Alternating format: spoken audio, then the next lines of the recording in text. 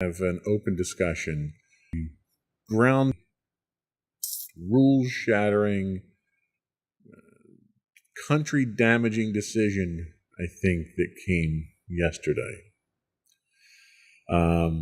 So there's been a disturbing trend in recent years in the United States. There's been an assault on women's, an assault has been waged on basic human rights. Victims of this assault have been chosen by color of their skin and their gender and various other things. All are victims that have been targeted for generations and have fought for their equal human rights. In this episode of Insights into Tomorrow, we're going to take a deeper look at the assault specifically on women's rights. We'll take a look at the history of women's rights through the years. We'll examine the current state of women's rights, and we'll explore the threats against those rights. Before we leave, we'll take a special look at the current issue of abortion and the not-so-impending Supreme Court decision that threatens to overturn, which it did overturn, Roe versus Wade. But before we do that, I'd like to take a moment to invite our listening and viewing audiences to subscribe to the podcast. You can find audio versions of this podcast listed as Insights into Tomorrow. You can find video and audio of all the network's podcasts listed as Insights into Things, and you can pick those up anywhere you can get a podcast these days. We're pretty much everywhere. I would also invite you to write in, give us your comments, give us your feedback, tell us how we're doing. Email us at comments@insightsintothings.com, where you can find links to all of our social media on our official website at www.insightsintothings.com. Are we ready? As ready as we'll ever be. Let's get into it.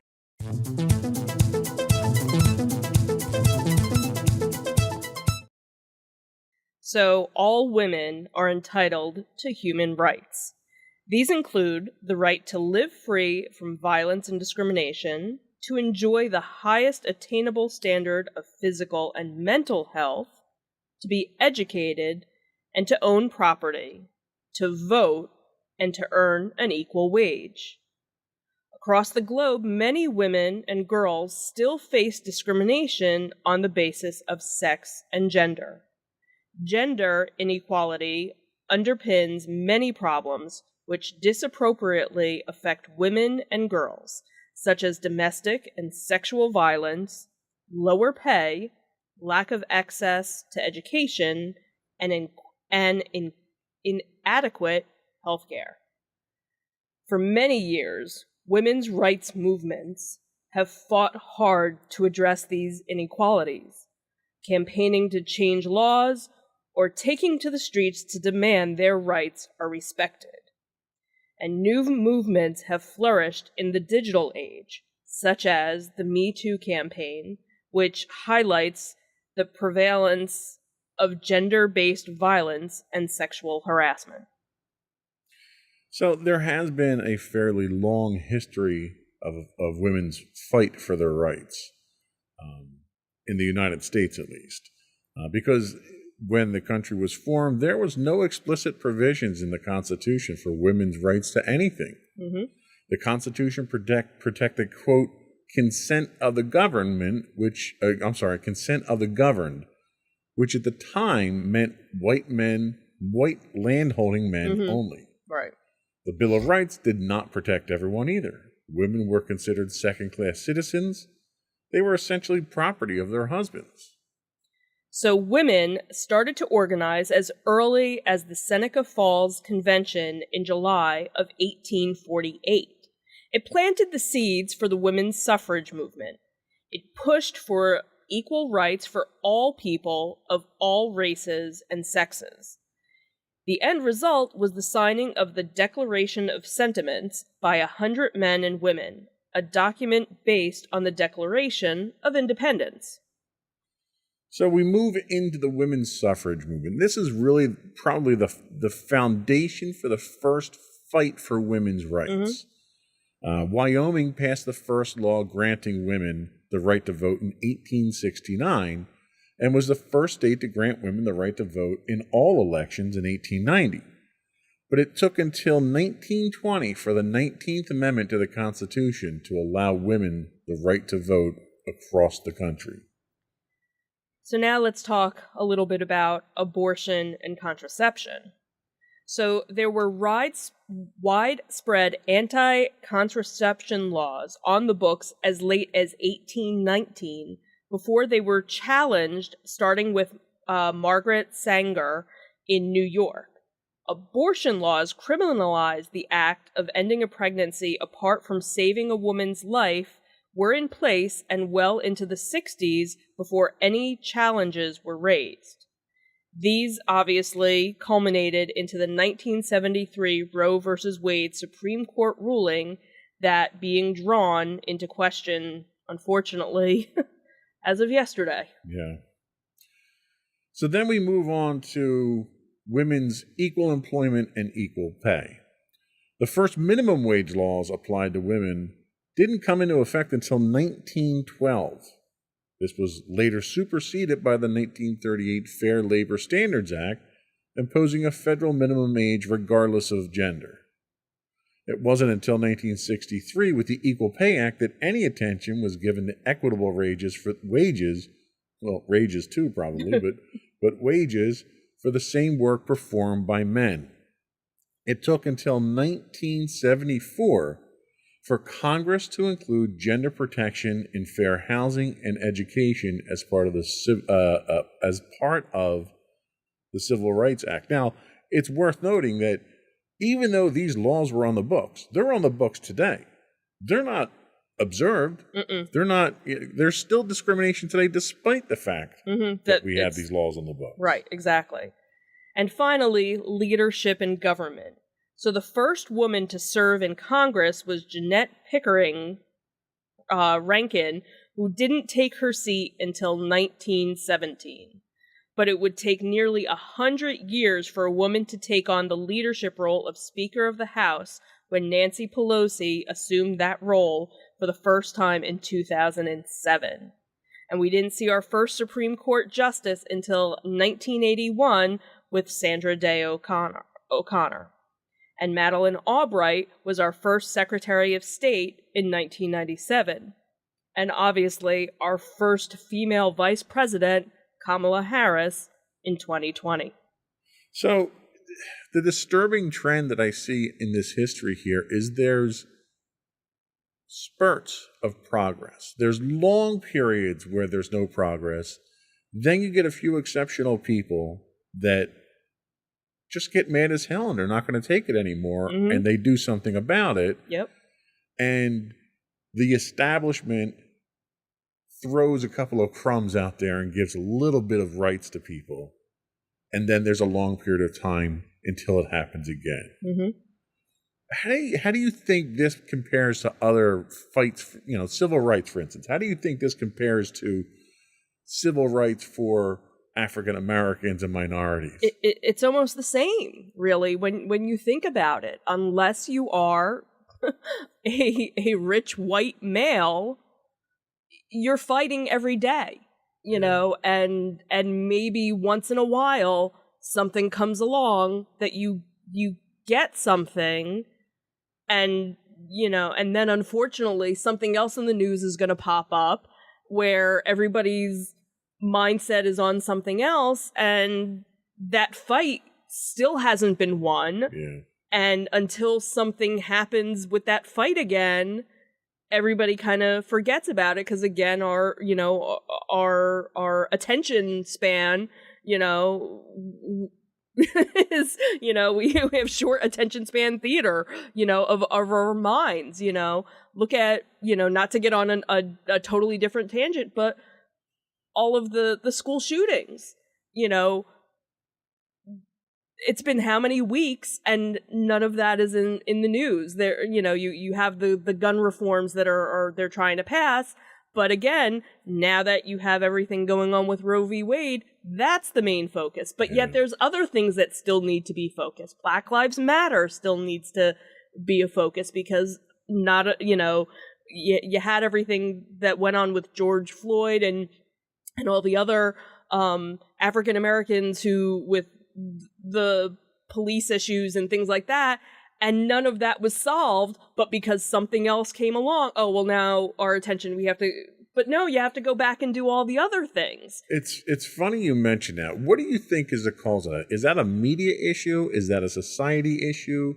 Is it a politics issue where politicians don't want to deal with the issue, so they distract with something else? Or is it media just trying to get ratings that's dictating what our issues are today? I don't know. I think it's a little bit of. I think everybody's a little bit to blame with all of that, because obviously media is one aspect, and when you kind of think back of, okay, well, why did it take so long? So Wyoming, it was the 1800s when, Wyoming, but it wasn't until the 1900s that it was actually, and you have to think back then, how long did it take for news to travel? How long,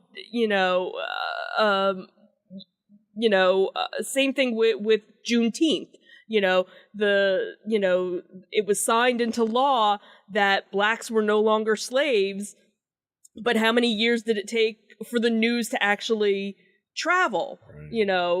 There was no quick way to do it, where now we have that instant gratification. We can, as soon as news broke yesterday of the Supreme Court's decision, everybody in the world knew about it. So I think a lot of it is because we're so hungry for information right now, what's the next thing? What's the next thing? What do I need to do? And also, we're all so tired. We're all so tired of having to stand up for everybody.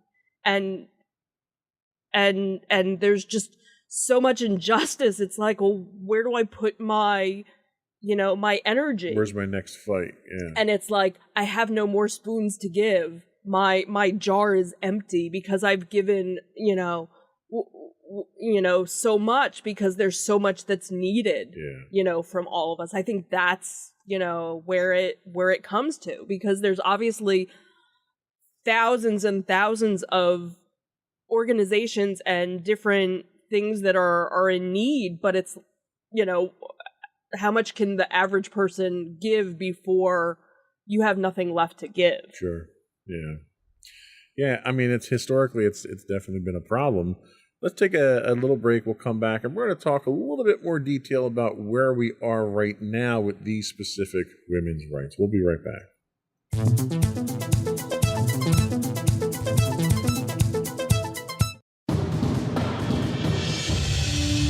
For over 7 years, the Second Sith Empire has been the premier community guild in the online game Star Wars: The Old Republic. With hundreds of friendly and helpful active members, a weekly schedule of nightly events, annual guild meet and greets, and an active community both on the web and on Discord.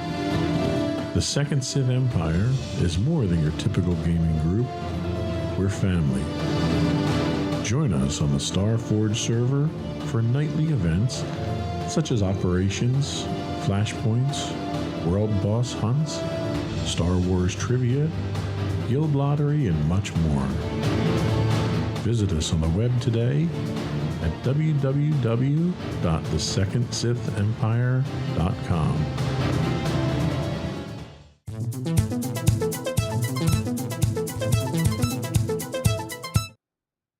So let's talk about the current state of women's rights. And we'll talk first about women's suffrage. At the moment, it's safe to say that fight has been won, I guess, kind of, sort of, in the general statement, yes. If nothing else, we can say that women are equally discriminated against with everyone else when it comes to your right to vote these days. Yes. Okay, there's no special discrimination. Right. Against okay. Okay. We can go with that. Abortion and contraception. Well, this had been won, but it looks like it might be a split decision with the much anticipated ruling from the majority right-wing Supreme Court that was held yesterday. And we'll have more on this later on in the show. So we take a look at employment and pay. So legally on paper, this was a win back in 1963 with the Equal Pay Act. Do you feel like this was a win? No. And I think most women would be of the same opinion. In practice, there's a long fight ahead of this one. Progress continues to be made, but not nearly enough to level the playing field between men and women, equal pay, equal work. It's a mess. And the fact that people are still getting away with it is frankly disturbing, that you can get away with it. Yep. Leadership in government. There was a surprising amount of progress early on this, but it's been painfully slow in coming into the modern time. Since, the 80s, 2000, we've seen some progress here. Many parts of the country are progressive enough to make the progress that's needed. There are other parts, and less progressive, less evolved parts of the country, where politics is still an old boys network. But from a national standpoint, we're seeing, we have a female vice president now, which is huge. How do you think, let's talk women's suffrage, your ability to vote. Do you feel you have the ability to go out there and vote when you want, for who you want, how you want? Absolutely. And that's something I've never felt I wasn't able to do. I've never felt that I wasn't allowed. Even in high school, senior year was when I turned 18, and I had a history teacher who was very passionate about the women's movement and made sure she had her little pamphlets in her desk drawer, and who's turning 18 this month, fill out your form so you can vote. And she said, it doesn't matter if it's a presidential election, if it's a governor election, even your little local election, you will vote every time, because there are women that died doing this. It is your heritage. It is your responsibility to pass this on and make sure you vote. How do you think how can I say this without getting hate mail? How do you think the outcome of the 2020 election or the 2016 election, we can even go. You could, but specifically the 2020 election, in which there was an artificial stigma built up about the legitimacy of the election and voting and voter fraud. And it drew the entire country into that. And now we're seeing certain states that support a certain party are now imposing laws that, if not discriminating against people from voting, will make it harder, making it much more difficult. Absolutely. And that's... Do you feel threatened by that? Fortunately, I don't, because at this point we are in a very blue state, and I've never felt threatened going to our polling places. We don't have far to travel. We usually never have more than 5 minutes to wait, if we even have a wait whenever we've gone. And I know that's not the case for states right next to ours, where people will wait in line hours to cast their vote, or have to travel, an hour to get to their polling place. And I would probably feel intimidated if I had to go through all those measures, and almost jump through hoops to fulfill my civic duty. Right. And nobody should have to feel that way to do that. Absolutely. Abortion and contraception. So for now, we're going to put abortion aside because we already have a discussion on the last segment. Contraception. Mm-hmm. Do you feel that you can acquire the contraception that you want and that the health care that you need as far as women's health is readily available to you? Do you think that's a threat? Do you think progress needs to be made on that front?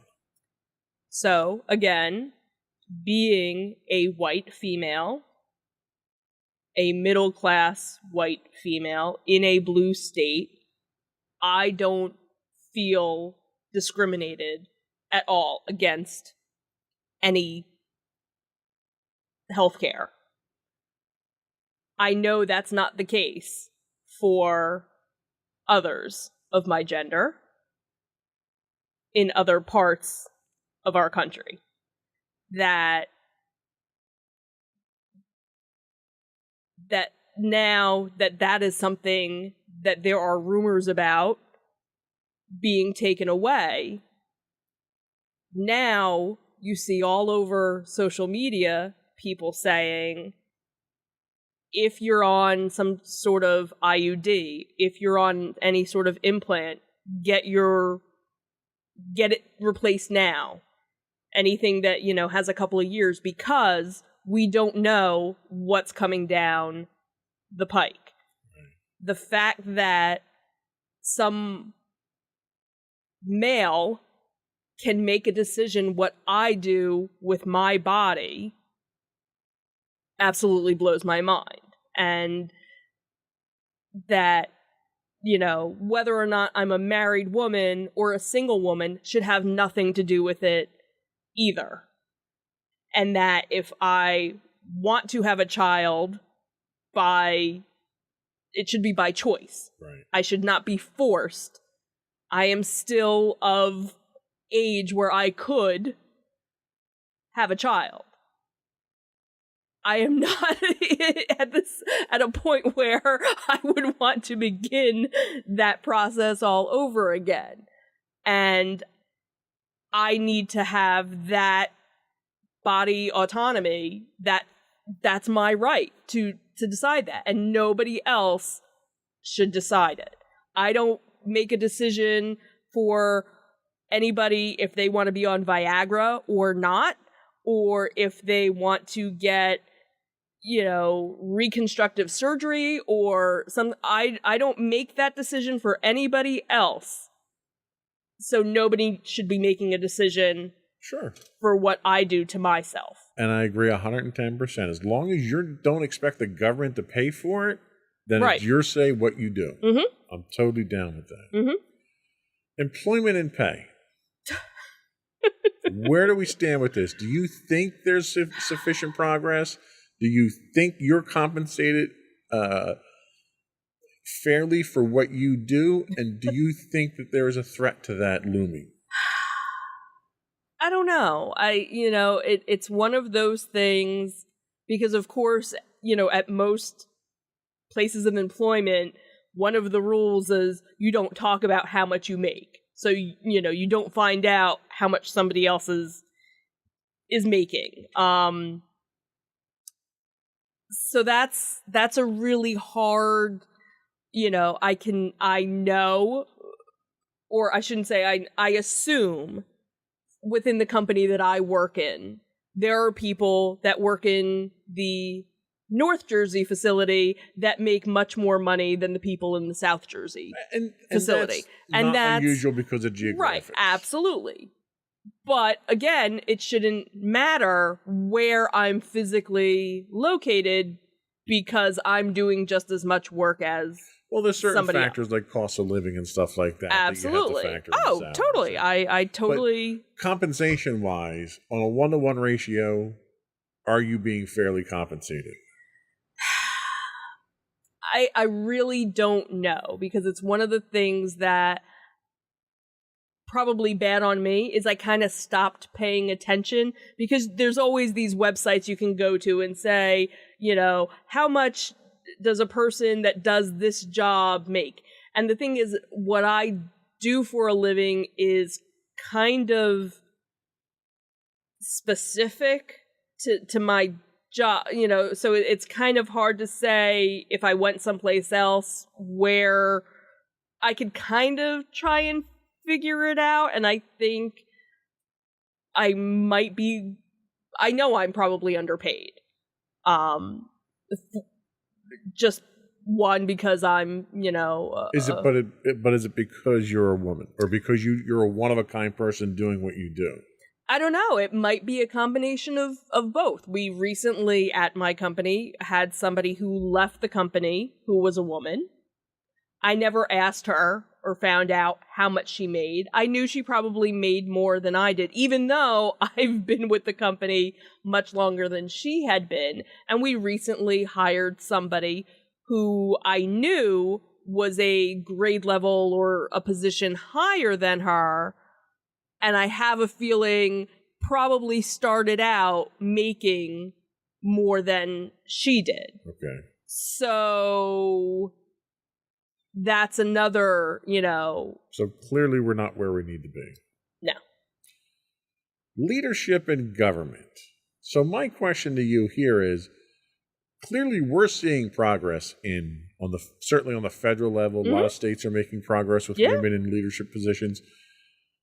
You personally, do you think the door is open for you if you wanted to get into, say, local politics? Do you think you'd have any obstacles with that? Do you think you'd be discriminated against because of your gender? I don't know. I think in a lot of cases it's still a boys' club when you come to, your local. But I'm sure there are some areas of the country where it's not like that.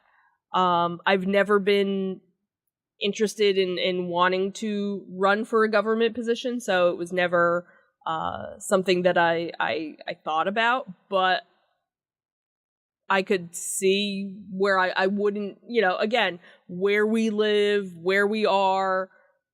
I'm sure if it was something where I started volunteering or doing things, I could, eventually see something. What's interesting is of the 4 fundamental rights that we talked about, 3 of these you attributed to some level of political influence on how it impacts you. Mm-hmm. That's disturbing. That women's rights are a matter of politics. And they shouldn't be. No, they shouldn't. And I think that is a highlight of where we are today. And it astounds me, and we're not going to pull any punches here. You're obviously a Democratic supporter. I am? How did you know? What astounds me is your experience, I would say, is pretty typical for most women. Democratic women or Republican women. But there are so many staunch Republican women that support a party that has, for over a century, had policies that were contrary to women's interests. Mm-hmm. And what is it about people like that who would support someone who wants to hold you down? Like, I almost attribute it to like a beaten wife syndrome type thing. Yeah. Where they just accept their place as a lesser citizen in society. And you have to kind of think that, there are still women that are young girls, women that are raised today to, your only job in life is to raise the family, right, and support your husband.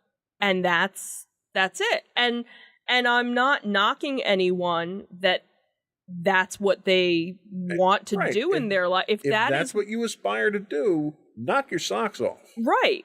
But don't hold other people back. Exactly. But don't tell me that I can't do more. Absolutely. Or tell my daughter that she can't be more. Yeah, that's my hang up about this whole thing. As much as I hate seeing how you are treated, it irks me to think that she's going to face some of these same prejudices. And it really pisses me off. Mm-hmm. And I want to do everything I can to make sure that she's got every opportunity. And I'm so proud of what she stands for and what she believes in. And yes, a lot of it has to do with us, but there's a lot that, is her own. Yep. And I'm so glad that we raised her and are still raising her to be so open-minded to things. And she, in so many cases, is more open-minded than we will ever be. And that gives me hope that, she's also surrounded, she surrounds herself with people that feel that way too. Yeah. And that generation will hopefully make a difference and bring about so much that more than we could ever hope for. I'm also very fortunate that she's patient enough to help Educate. carry me along in that journey. Yes. I've learned a lot. Mm-hmm. I've learned a lot from her that I never thought I would learn. Mm-hmm. Let's take another break. And when we come back, we're going to take a look at what some of the obstacles and threats are to these rights. We'll be right back.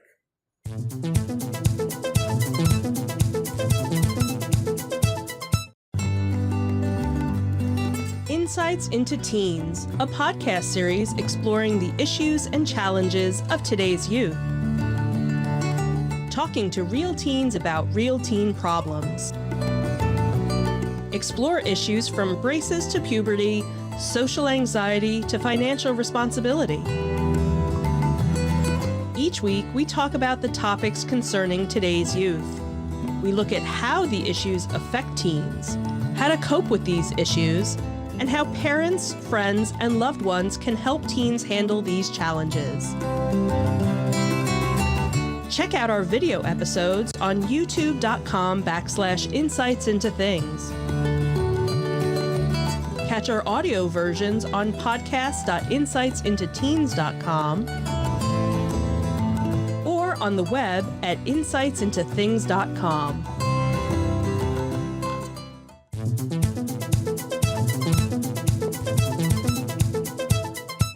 So, threats and obstacles to women's rights in America. And, we'll attack these rights as we've been doing in order. So the first one we're going to talk about is women's suffrage.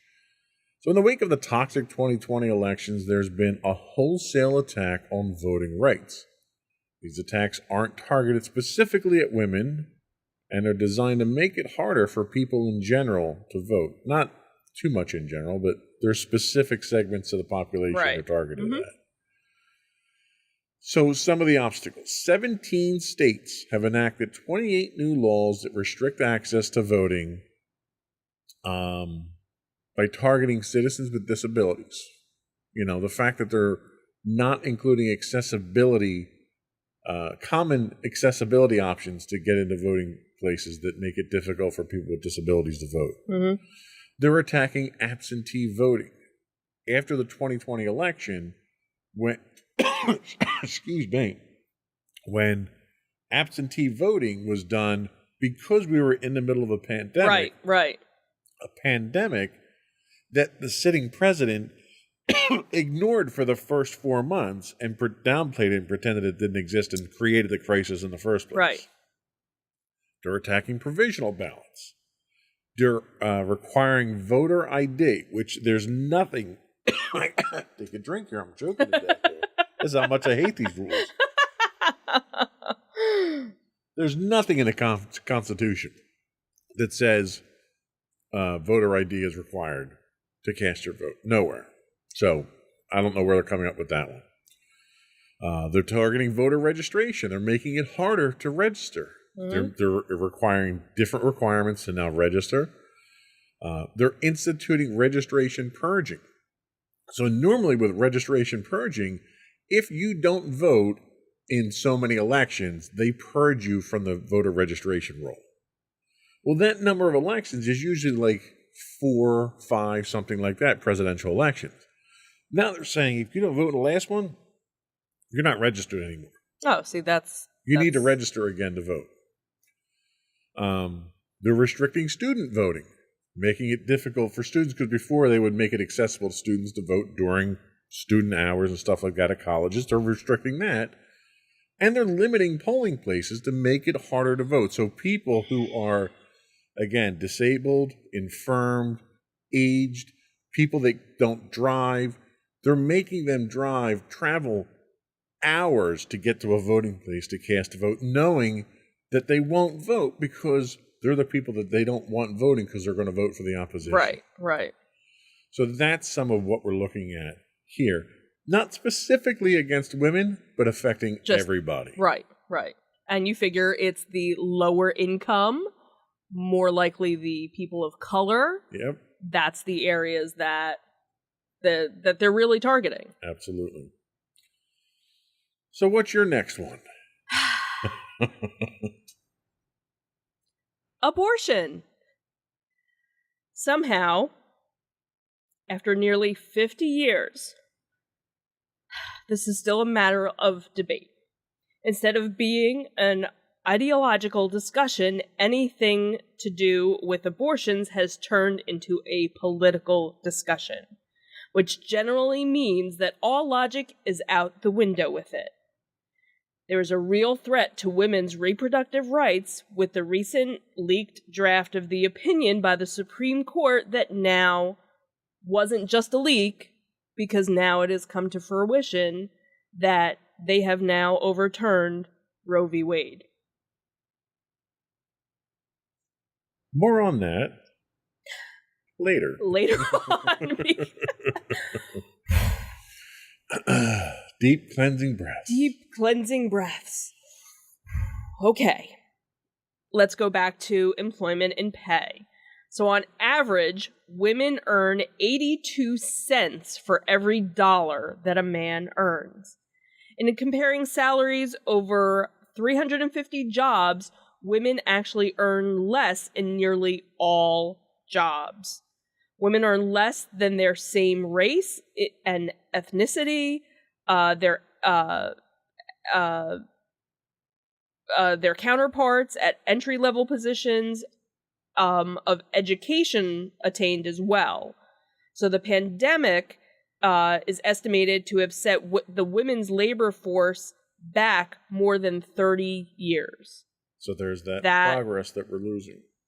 That astonishes me that during the pandemic that even, happened. Finally, leadership in government. Again, we now finally have a woman vice president. How many years did that take? And then you even look back, how far was when the first vice president, female vice president, was in the 80s, late 80s, and then Geraldine Ferraro. Geraldine Ferraro. Nomination, never elected. And then you even had Sarah Palin, the second, never elected. Right. So it took 3 women, but how many years, obviously, to get to that position? Another interesting thing, for the first time in our history as a government, there will be 2 female signatures posted on currency in our country, because we will have the treasurer Secretary of the Treasurer, and what's the other signature that's on the bill? I can't think of what it is, but that was something that came out in the news because of a newly appointed position. Top 2 women in money. Right. See, and I'll tell you, while that's nice that we've gotten to that point, what annoys me is every time the press takes this is the first time a woman did this, and this is the first time a woman... Right. It annoys me that we're saying that. Right. It's annoying that we have to say anything like that. And when you look at... Obviously, there are other countries in the world that will never have women in government. But then there are other countries that have had women in leadership and had women in politics so much longer, and they kind of look at us and go, how backwards are you? And these women were incredibly strong, competent women who overshadowed their previous male counterparts by a long shot. Right. In most cases. So it just baffles me with as progressive as we say we are as a country, we're so backwards than so much more. Well, and the thing that annoys me when we say it's the first woman to do this, that fact doesn't annoy me. But what annoys me is that attention that we draw to it being the first woman to do that is the same attention that the detractors use. Mhm. Oh, well, you have a first woman in the Treasury, and look at what the economy's like, as if it's their fault, Right. And they use that fact that they're a woman Right. as justification for how things are and the state of, and Right. it annoys me that they do that. Right. And the other thing, too, is how many women had to do so many other things to get that person, to lift that woman up, Absolutely. to do that. That's the thing. Standing on the shoulders of giants. Absolutely. And women like Kamala Harris was Mhm. extremely complimentary and appreciative Mhm. of all the women that came before her that gave her the opportunity Mhm. that she has today. Yeah, absolutely. So a lot of obstacles out there Mhm. that we need to We've overcome. come far, but we haven't come far enough. Right. And it's almost like the old boys network, Mhm. their attitude's almost like, all right, well, we threw you a bone, now shut up and go away for Right. a while, okay? You're fine. Mhm. Like, they're terrified of having an equal playing field, Mhm. and they think trickling little bits out here and there will keep the masses occupied and quiet them down Mhm. when they get a little riled up, Mhm. which is unfortunate. That's why you know, the one thing that I think might come out of this Supreme Court ruling is that a lot of rich white guys might not have a career in politics moving forward anymore. Let's hope and pray. We'll talk about Prayers that. and thoughts. We're going to take our last break, and we'll talk about that when we come back.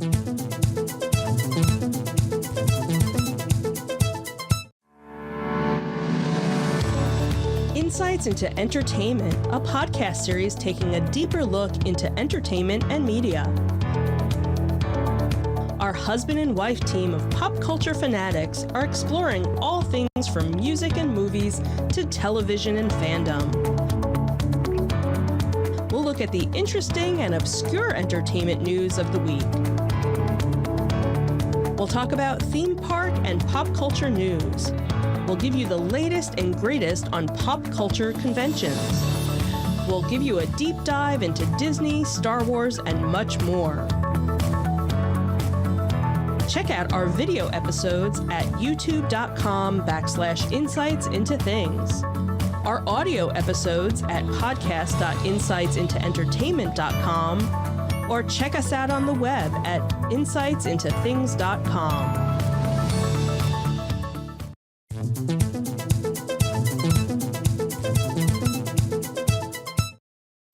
So, women's rights are human rights. Damn And- Skippy. And as of yesterday, I think we've seen a significant encroachment upon women's rights. You think? So, this is our open discussion on Roe versus Wade and abortion in general. You have the floor, dear. I don't even know where to Rip into begin. it. How about we start with just the hypocrisy of the Supreme Court's decision? Because the day before, they had a very contradictory decision. Absolutely. They said that you could carry a gun, that it's okay to carry around a gun now. You don't need to conceal it anymore. Right. So New York had some very common sense gun safety laws For over 100 years. designed to save lives, Right, which the Supreme Court decided that was a constitutional violation. right. Where if you read the Constitution and the Second Amendment, Mm-hmm. nowhere in there does it say anything about carrying concealed weapons by citizens. Right, It speaks entirely about pertaining to a well-regulated militia, right, which for some reason everyone seems to want to ignore that. So right. So Because it's all up for interpretation. That's what it is. So the Supreme Court decides that we're going to do away with common sense gun law because it's against people's constitutional rights. Mm-hmm. But now you can't get an abortion. Nope. So we're preserving life on one side with overturning Roe versus Wade, but we really don't give a damn about it because you can carry guns and shoot anybody you want. Right. So one of the memes, our government is bold enough to force you to have a kid, but is too weak to ensure that they make it to recess alive. Yeah. If that is not... That's profound. With between the past 2 days of the Supreme Court, that how... Yeah. It highlights the ludicrous level of hypocrisy coming out of today's Supreme Court. Right. The fact that church and state is supposed to be separate, but yet the church has more say over my body, and I'm not a member of a church. Right. My religion, I am Jewish, if you didn't know. My religion states abortion is okay. Because my life is more important than what is in my body, what is in my womb. Yeah. And until what is growing in my womb can live and take 3 breaths on its own, it doesn't have a choice over me. Well, you could also interpret the 2 rulings from the Supreme Court of you can have an abortion as long as you don't mind getting shot in the process. Right. Right.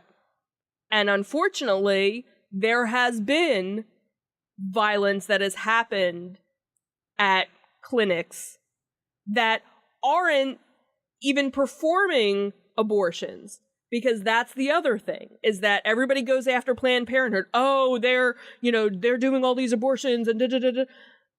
That's not even their main purpose. That they are giving health care to women, and somebody going there just for a routine checkup is risking their life from these crazy psychopaths who are trying to save the unborn child, but yet are taking their gun to go kill people. Well, and to play devil's advocate for a minute there, you have people who are pro-abortion who are also attacking anti-abortion clinics as well. So you've got violence on both sides.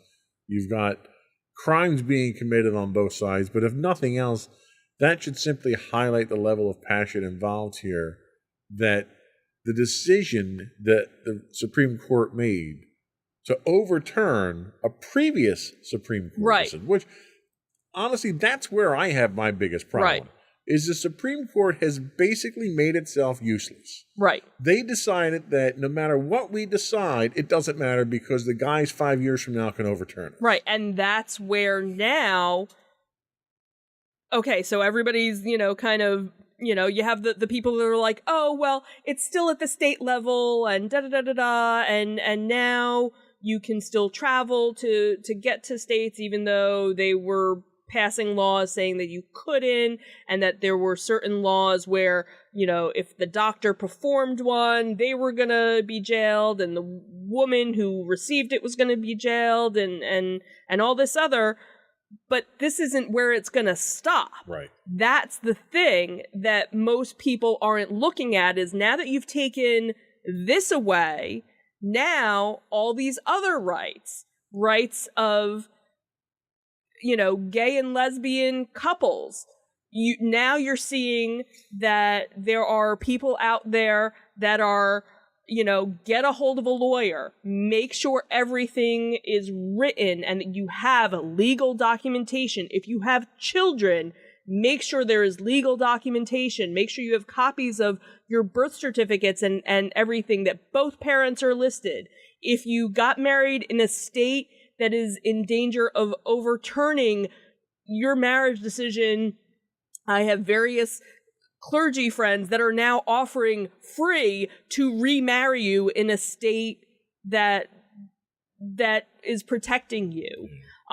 You know, and so, and the contraception, that's another thing that now, you know, oh, thank God for Clarence Thomas, you know, for everything. But you know what law he's not going to overturn is Loving, because that affects him, because he's married to a lovely white woman who, but all the recent things he's picking in, you know, oh, well, I can't do that one, but I can do this one. And this is the problem that I have, is that our current Supreme Court has turned into an activist court. Mm-hmm. And their job is to rule on the constitutionality Mm-hmm. of laws and situations. Right. It's not to make new laws. It's not to overturn laws. The Supreme Court should never be able to overturn a Supreme Court decision. Right. Because the Supreme Court is the Supreme Court. Right. It's the law of the land. Right. If they can overturn their own decisions, Mm-hmm. where do you go from there? Right, exactly. And that's the thing, is now what else is on the books that you can overturn? Right. The only way a Supreme Court decision should be overturned is with a constitutional amendment. Mm-hmm.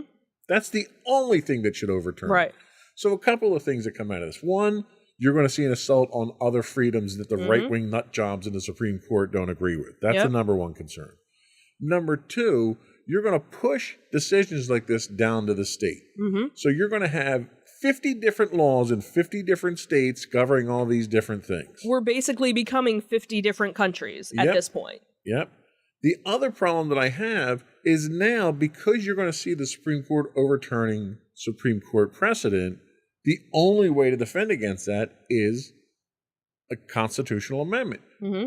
And to think of our politics today and who's, you know, how that razor sharp edge that we're on right now Mm-hmm.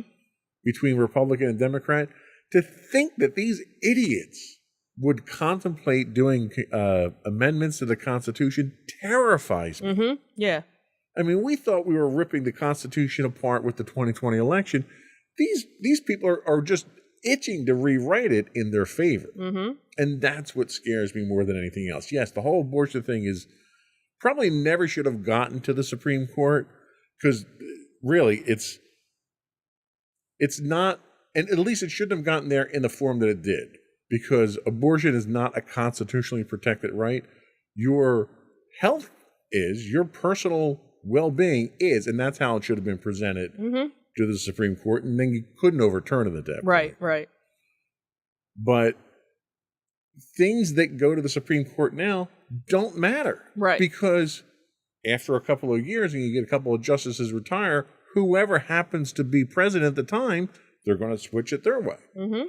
You know, there's a real threat that Joe Biden might pack the Supreme Court now because of the situation that's going on. Mm-hmm. So then, okay, so 5 years down the line, when we have a new president out there, what's going to happen there? Are Right. we going to wind up with 50 Supreme Court justices? Because every time a new president comes in, they want to make sure that the court's tilted in their favor. Mm-hmm. Like, it's, this decision breaks the country. Mm-hmm. In so many ways. Yeah. Do you feel threatened by this? Absolutely. Absolutely. And fortunately, again, I'm an older woman. Ugh, as much as that hurts me. Who I know, if, again, something were to happen, I have the means, I have the ability to get the help that I would need. No matter what, because again, we live in a state where it is still legal and will probably always remain legal. I worry about women, girls, trans men, even, who live in areas where they don't have it accessible and can't get the help that they need. Yeah. That's what makes me angry. And I want to go fight. What do you think needs to happen to set this right? What does the government, the president, the Supreme Court, citizens, what do we have to do to fix this and have it stay fixed? Because we thought it was fixed. Right. And that's the thing, is there are certain states where it is fixed. No matter what the law of the land is, it's, it was voted in. And that's, I think, what is so frustrating, is that why does it even need to be that way? Why do people have to vote on it? If I want to go and buy a pack of cigarettes, I can go and buy a pack of cigarettes. What does it matter if I want to, do that? And I've never been a smoker. And, I would never want to smoke, but yet you can go and that's what's just so... Your point there being it's your body, you can do what you want to do. Right. And granted, I got into a discussion, a little bit of a debate with a friend of mine from high school where, again, my body, my choice, and she's anti-vax and, but very liberal in certain respects and conservative, and she's kind of like all over the board. Like, she would never get a vaccine because she just doesn't trust the government, and when I said, but I don't have to do certain things, or I can do certain things, and she said, well, you wore a mask when you were told to, and I was like, I wore a mask because I was protecting myself. And guess what? I still wear a mask now, even though the majority of the people don't. And yes, I am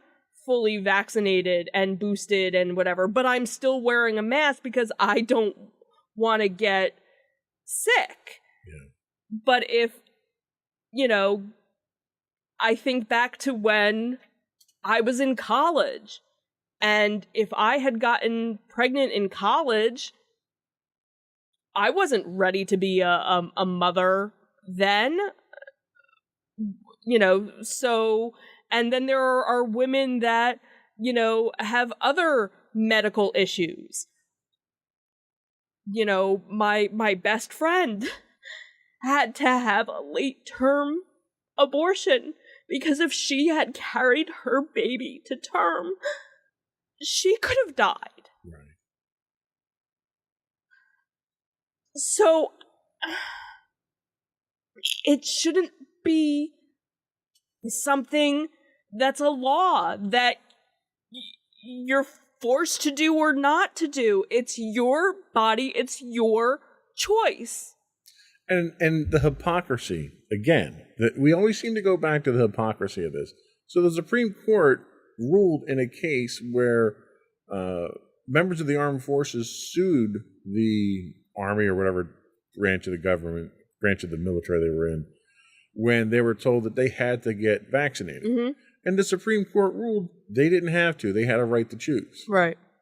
If you have a right to choose whether or not you take a vaccine, how do you not have a right to choose whether or not you carry a child to term?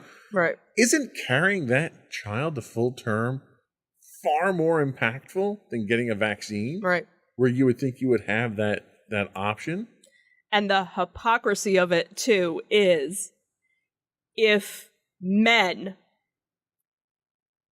had the ability to carry, now granted, trans men can, I don't want to exclude them, but if these white cis men were at risk of their body harming them, because think about it, when and you've mentioned it numerous times, especially watching me go through childbirth and what happened I ended up having to have an emergency C-section because our daughter was in distress, and you got to see firsthand what my body went through. You've said time and time again, there's no way in hell you would have been able to do that. Right. And I bet you if you polled, the majority of men. Would you be willing to go through childbirth? Would you be willing to do all these things? No. No, they wouldn't. But yet, you'll put your partner or your wife or your mistress, you'll engage in an act and not have any thought process behind that. Yeah. The other interesting hypocrisy here is they're forcing women to carry children to full term.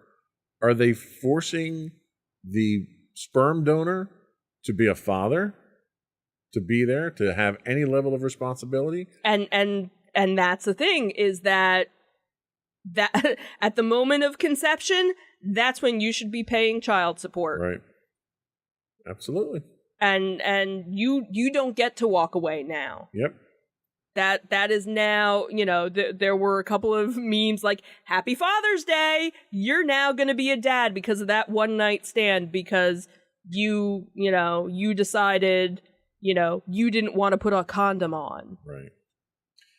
We're up against the clock here, but I did want to raise one more point. We had talked about it off the air, and I think it's worthwhile mentioning because I think it's a great example. Tell us about the adoption one. Yeah, let me bring that one up. So this was an interesting, because I thought this was very poignant. Yes, this was recently posted and is something for the Supreme Court to consider. Can a 13-year-old girl adopt a baby if she wants to? No, obviously not. Are you nuts? What about a 15-year-old girl? Can she adopt a baby if she feels like it? Nope, absolutely not. All right, how about an 18-year-old girl? Surely she could adopt a baby, right? No, still can't.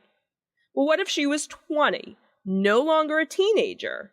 A 20-year-old can definitely adopt a baby if she feels like it, right? Actually, no. Well, weird. Why not? There are over 400,000 children in foster care, so why can't she adopt at least one of them? She just can't. And you know why? Because you have to qualify to adopt a child. There are rigorous background checks, home visits, proof of financial and mental stability, etc. It's a whole thing, right? But if she is 14 and gets impregnated by an abusive ex-boyfriend who shoved her out of his moving car and left her for dead, she must now carry to term, give birth, just figure it out somehow? Yes, that is correct. But she's only 14. She will figure it out. But she should also have been more careful and made better choices. So, to punish her for her poor choices, we force her into motherhood, which we've established she's totally unqualified for. And now, we are suddenly comfortable with a young, traumatized girl caring for a vulnerable, little screaming human being that is wholly reliant on her for survival? Yes, absolutely. Such an unexpected blessing. And I think that right there sums up the problem. We have standards for what it means to be a qualified parent. Yep. We enforce them in one instance in adoption. We ignore them completely in every other instance. Mm-hmm. Anything else to be said on the matter at this point? Vote. Yep. Stay angry. Let your voice be heard. That is the only silver lining I see here, is that they're forcing this onto the states, which means your elected leaders will now not be able to hide behind a Supreme Court decision. Mm-hmm. They're going to have to go on record on the voting roll call on whether or not they support this. And unlike the Supreme Court justices, the 3 Supreme Court justices that Trump appointed, who all said on the record that they would not overturn Roe versus Wade, and they did, right? You can hold these politicians accountable by voting them out of office. Absolutely. The other thing, too, is I've seen people posting, I currently live in a red state. I need to move. I had another friend whose children are getting ready to go to college and have now changed which schools they're considering now. If only we could impeach Supreme Court justices for perjuring themselves during their confirmation hearings. And that's something, that's making the rounds. So that's all we had today. Did you have anything else before we go? Resist. There you go. Before we do go, I did want to once again invite our listening and viewing audience to subscribe to the podcast. You can find audio versions of this podcast listed as Insights into Tomorrow. Video and audio of all the network's podcasts can be found listed as Insights into Things. We're available on Apple, Spotify, Google, Stitcher, anywhere you can get a podcast. We would also ask you to write in, give us your feedback, tell us how we're doing, give us your topics you'd like us to discuss. You can email us at comments@insightsintothings.com. You can find us on Twitter at twitter.com/insights_things. We do stream 5 days a week on Twitch at twitch.tv/insightsintothings. You can find us on Facebook at facebook.com/insightsintothingspodcast. You can find high resolutions of all of our video on YouTube at youtube.com/insightsintothings. You can find us on Instagram at instagram.com/insightsintothings. Or you can find links to all this and more on our official website at www.insightsintothings.com. That's it. Another one in the books. Have a good week, everyone. Bye. Bye.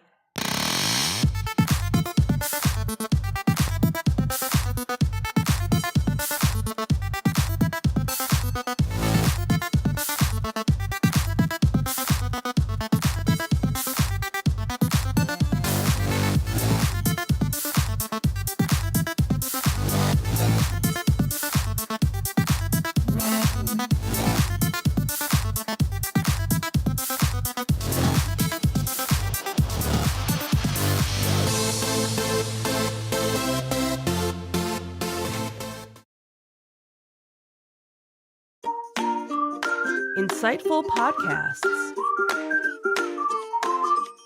by informative hosts.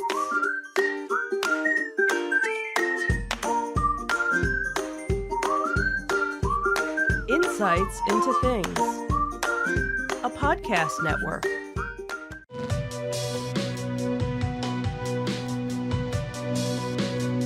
Welcome to Insights into Tomorrow, where we take a deeper look into how the issues of today will impact the world of tomorrow.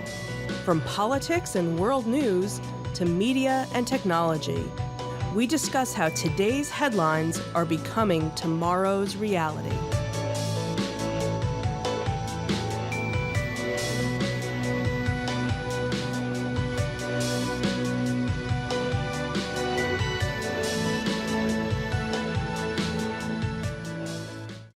Welcome to Insights into Tomorrow, episode 21.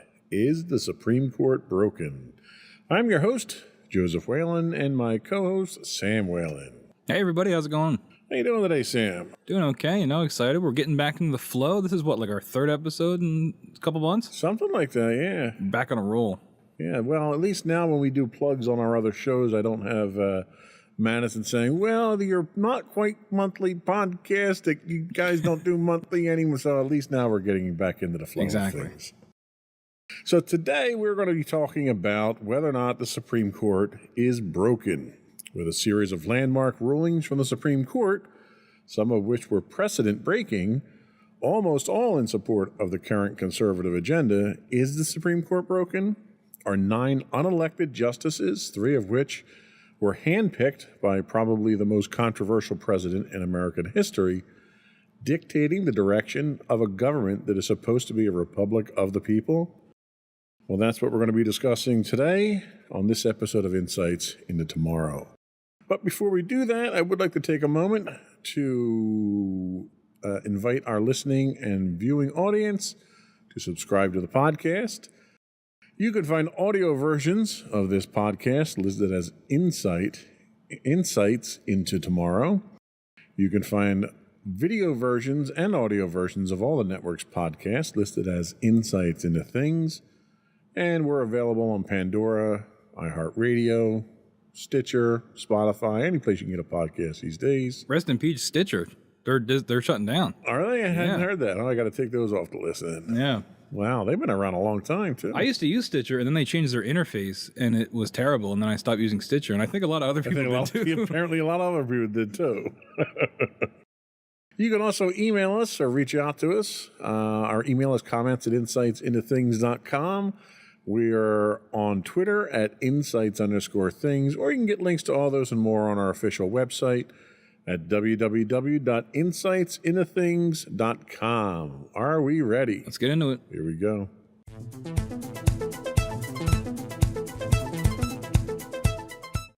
So our first topic comes from New York Times, and they tell us that the recent Supreme Court term concluded with a series of 6-3 decisions divided along partisan lines, with the court's 6 Republican appointees in the majority. Those rulings on affirmative action, student loans, and gay rights were reminiscent of the transformative conservative decisions issued last June on abortion, guns, religion, and climate change. Is the Supreme Court in crisis? And if so, how could it be fixed? Complaints by the Supreme Court have cropped up throughout American history, but they've taken on renewed urgency since President Biden's inauguration. In the past, some of these criticisms have come from the left, such as when Franklin Roosevelt threatened to, quote, pack the courts to protect New Deal legislation. Others emerged from the right, like anger aimed at the, quote, activist bench that decided Roe v. Wade in 1973. But more recently, Democrats, stung by the Republican Senate majority's refusal to hold hearings on President Barack Obama's nominee Merrick Garland in 2016 and its replacement of Ruth Bader Ginsburg with Amy Coney Barrett just weeks before the 2020 presidential election, have reinvigorated calls for reform. So is there a problem? Is there a problem with the nation's highest court? The appointment process has become more politicized than ever, like most things in this country, leading to dogmatic justices and a court whose legitimacy among the public could be in danger. In the past, it had not been the case that the public could look at these 9 people and see them projecting the ideological preferences of the political party that brought them to the bench. After Brown versus Board of Education, a case could be made that something changed in the American psyche. The idea that the court had, quote, final interpretive authority had been solidified in the public mind, and the, quote, perceived power of the Supreme Court in popular political culture vastly expanded.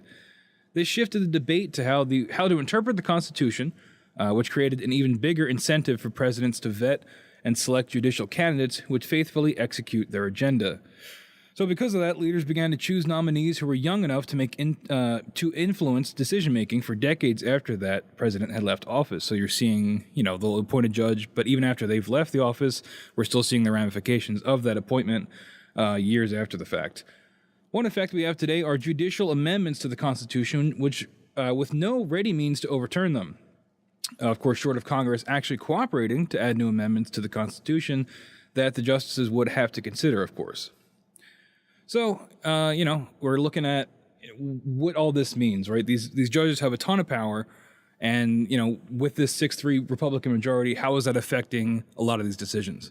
Yeah, and without going into a civics lesson here, the purpose of a 3-part government with an executive, a judicial, and a legislative branch was to have separation of power. Mm-hmm. And at no point in time when that form of government was created was the intent to have Congress actually writing laws. So the problem that we run into now is that because Congress can literally interpret what the Constitution says, they can tell you now what those laws are. So even if a law says one thing, the Supreme Court can come in and rule against how it's actually written. And I'll give you an example. One of the things that you hear a lot about in the news is your Second Amendment right to bear arms. Well, one of the things that a lot of people who talk about this subject fail to mention is that in the Constitution, it says it's the right to bear arms is tied directly to militia. And the Supreme Court simply interpreted that as to not be the case anymore. And they decided that everyone should be able to bear arms, whether you're with a militia. Now, if you look at the history of militias, local militias, which everyone remembers, the Minutemen and all that stuff that were the militia, they were evolved through legislative processes into what is today the modern National Guard. So when we say militia today, that equivalent is National Guard. Now, you can make a case that says only the National Guard, who are citizen soldiers, should have the right to bear arms, and it would make sense. But the court didn't interpret it that way, and the court says everyone should have the ability to bear arms. Right. We're seeing this now, and one of the things that we're seeing now is that the decisions that are being made along partisan lines. And the entire concept of the Supreme Court is that they're supposed to be impartial. They're appointed. They're not elected. And they could be appointed by either party, of which parties themselves technically are unconstitutional, since there's no concept of political parties in the Constitution that you can make an argument for right there. But the problem that we're running into now is you've got people that are on the court that are not necessarily making impartial decisions from what people are saying. What are your thoughts on that? Yeah, I mean, it's been kind of tough to watch, honestly. Especially when you think about how you would like things to work we're not necessarily a straight up democracy. We're a republic, or a democratic republic, right? Federal republic. Yeah. But in a certain extent, you would want the will of the people to be reflected by the people that are leading us. And I don't really think that's the case necessarily, especially when we are going to look at a lot of these rulings today. A lot of people don't agree with these rulings, but there really is nothing we can do about it because they're the Supreme Court and they hold all the power when it comes to these things. And especially when you've got the conservative majority, obviously a conservative agenda is going to be more pushed, than the other side of things. And there's just no getting around that. Well, and the one point the article makes is that the only thing that Congress can do to take back the power that the people elected into them would be to come up with amendments to the Constitution. So the Supreme Court would then have to consider these amendments. Of course, they could rule any way they wanted on those amendments. But the problem you run into now is that the political environment is so contested, there's no way you're going to get both Republicans and Democrats to agree enough to get any kind of amendment passed. And to be honest with you, with the politicians we have today, I think the last thing this country needs is people starting to write amendments to the Constitution. Yeah, it's a slippery slope. So how do we get that power back into the hands of the people? Oh, you're asking me? I have no idea. I mean, I legitimately have no idea because like we talked about, these folks aren't elected, they're appointed. So I guess it would be voting for the political candidates that you think would appoint the judges you want. But even then, there's no guarantee that's going to happen.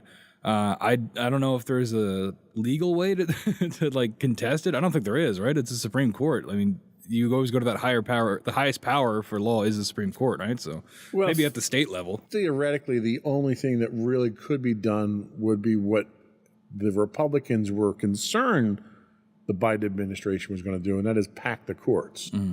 So there's nothing constitutionally that says the court is limited to 9 justices. We've had more in the past. So the president could call for the expansion of the Supreme Court, add, say, 3 additional people to the Supreme Court, appoint 3 Democrats, so you'd have 6 and 6. 6 and 6 at that point in time, and try to bring some balance back to it. That's feasible, and that's something that's well within his power, but the punishment of the attacks that he would get for packing the court like that from the Republicans, he'll be impeached within a week once he even mentions that. But wouldn't you want it to be balanced? Is that not, wouldn't you want enough? I would, as a citizen, I would. But I guess if you want... As a Republican, right. You don't when you have the power. Yeah. Because, if you look at history, whenever government power has been balanced, where the executive is one party and the legislature is another party, Nothing gets done. nothing gets done. And really, that's really the best scenario that we have at this point in time is gridlock. Because if neither side can get anything done, they can't screw things up any more than they already have. Yep. Or further assert their own agenda and get more power for themselves. That's it. And the problem that you have right now is that when you can appoint members to the Supreme Court that will carry out your agenda and not be impartial, that is packing the court, really. Right. And they did exactly that under Trump, where they rushed through the last appointment after Ginsburg died. Yep. And had she held out, and I don't mean to make light of this, but had she held out, because I think she was in a state of coma at the time, and they had just kept her on life support, they couldn't have filled that seat until after the election. And you would have had a more balanced, it still would have been imbalanced, but you would have had a more balanced court at that time. So I think the problem we have is the process by which justices are appointed is now ripe with corruption, and it has become a political process. And I think that the integrity of the Supreme Court has deteriorated to the point that you've got Supreme Court justices now that are under investigation for corruption themselves, where you've got Clarence Thomas, who's under investigation for taking undeclared presents or undeclared gifts, basically bribes, Right. from a very prominent, very well-known Republican supporter that he was supposed to declare and didn't. And when you've got that kind of suspicion on your Supreme Court, it's really hard to take them seriously as being a Supreme Court at that point. Yeah, because ideally, at the end of the day, we all know politicians are corrupt, right? I mean, everybody knows that. But ideally, you would want the last line of defense to be the Supreme Court, to be impartial, to be the one thing you can count on to kind of right the ship. But that is not the case anymore, and maybe it hasn't been for a while. No, you're absolutely right, and I think that's the problem we're at. That's the situation we're in now, where they were always the sanity check. They were always the ones that came in impartially. Not always. I mean, there was partiality in there for years, but they were the element of government that would come in that were the babysitters, that would, push the two sides apart and say, all right, let's look at this. Let's look at what's legally precedent. Let's look at what's best for the country, and let's do the right thing. And you're just not getting that referee from them now. Yep. So I think we're going to take our first break, and when we come back, we're going to take a look at some of the more impactful decisions from the most recent term of the court. We'll be right back.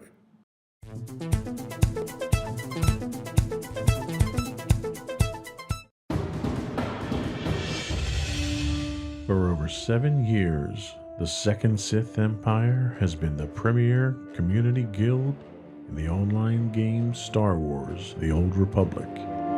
With hundreds of friendly and helpful active members, a weekly schedule of nightly events, annual guild meet and greets, and an active community both on the web and on Discord.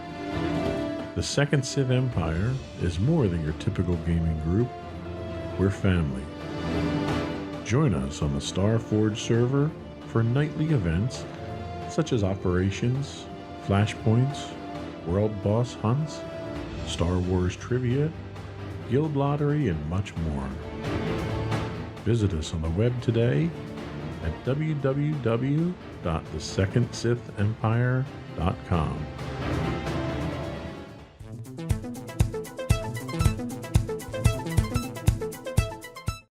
Welcome back, everyone, to Insights into Tomorrow. Today we are discussing the Supreme Court and some of their recent decisions. So the first thing we're going to cover is the ruling on affirmative action. The Supreme Court effectively gutted affirmative action, ending race-conscious admissions. In a historic decision, the U.S. Supreme Court recently, like we just said, ended race-conscious admission programs in colleges and universities across the country. In a decision divided along ideological lines, the 6 conservative justices, supermajority, That's a cool word. Maybe not in practice, but it's a cool word. Invalidated admission programs at Harvard and the University of North Carolina. The decision reverses decades of precedent upheld over the years by narrow Supreme Court majorities that included Republican-appointed justices.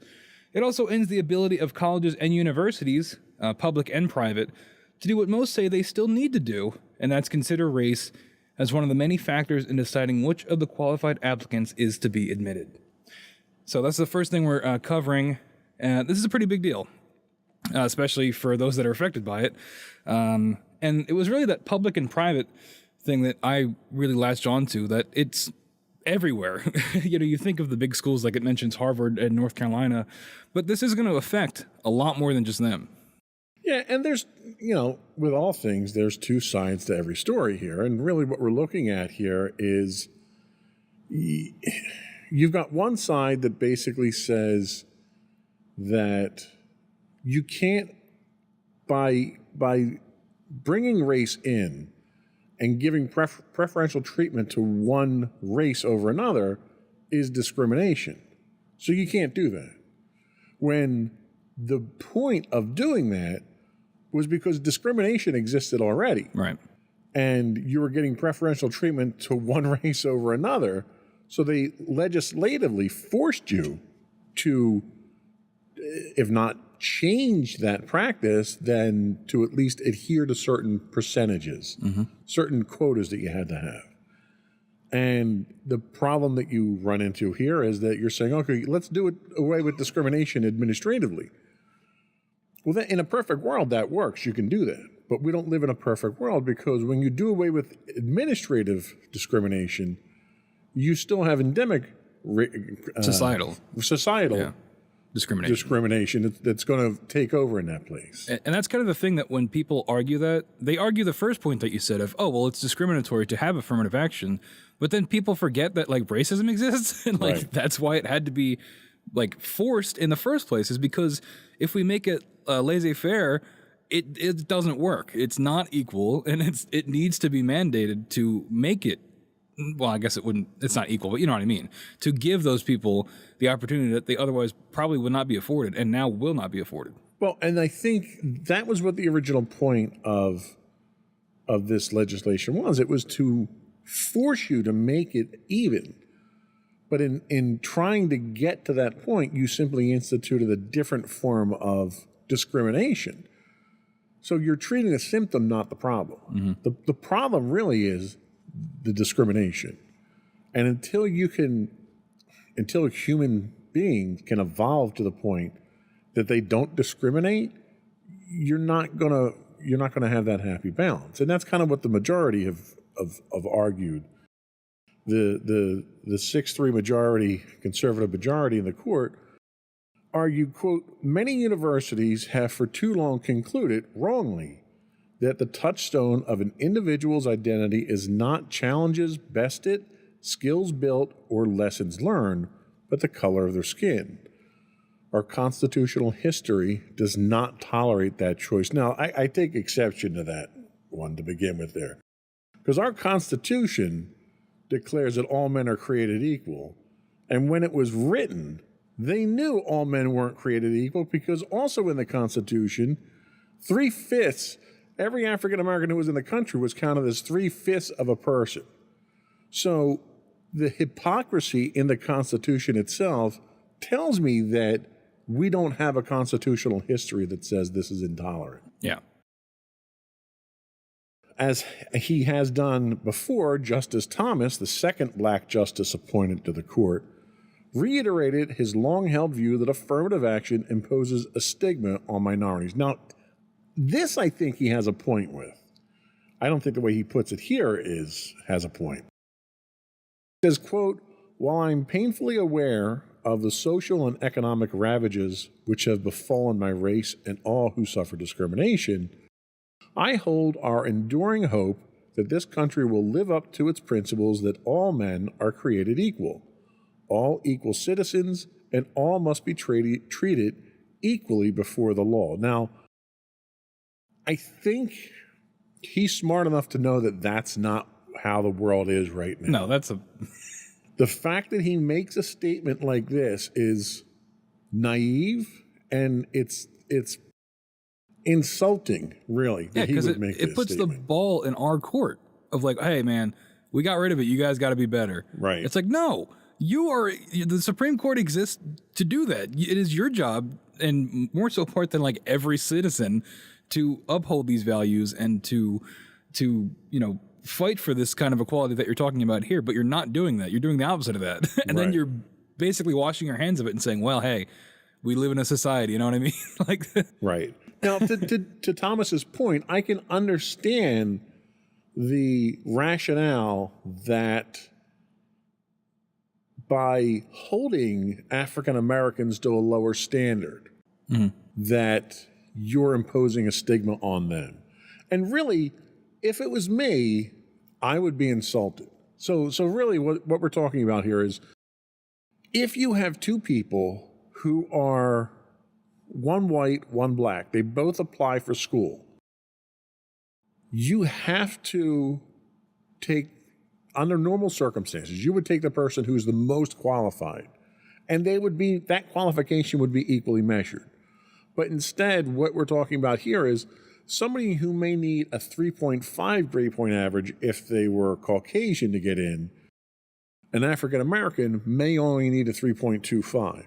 And Thomas's point is, by holding them to that lower standard, you're basically telling them that they're not good enough. So there's a logic to it, but the way that he uses that logic is so distorted and so tone deaf to the spirit of this legislation, because what's happening is, in reality, you're saying, reality is saying, if the Caucasian has a 3.5 and the African American has a 3.5, we're going to let the Caucasian guy in because he's not black. And that's what reality is. yeah. And Thomas fails to address that with his stigma argument. So Chief Justice Roberts goes on, and for his part, pointed out the court's 2003 decision reaffirming the constitutionality of affirmative action programs, noting that Justice Sandra Day O'Connor, writing for the court at the time, had suggested that there would have to be an end at some point in the future. And Roberts declares that time is now. And I think the problem is, it hasn't. Human beings, It's only gotten worse. not even human beings, Americans have not gotten to the point that they're mature enough to assume, to understand that all men are created equal.